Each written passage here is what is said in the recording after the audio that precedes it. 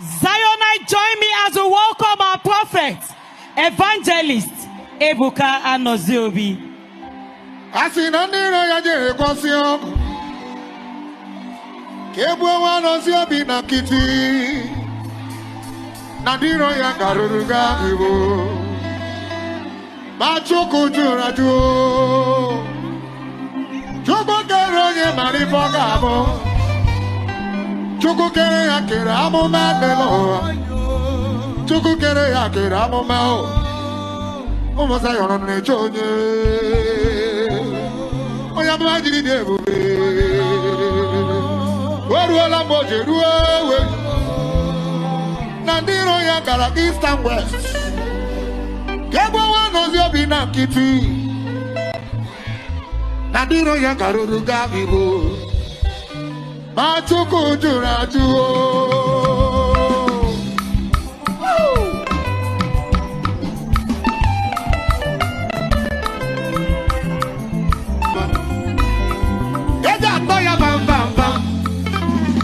Obuzi na amụma mo na-ebu Chukwu dere ya.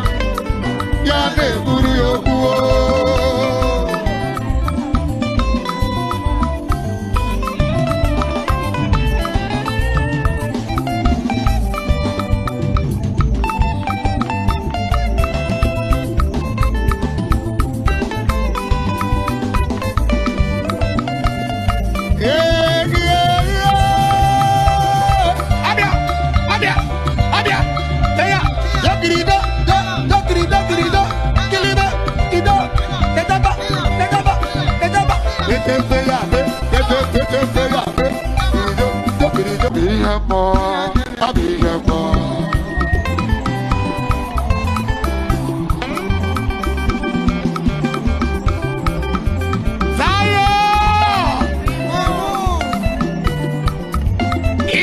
Baby,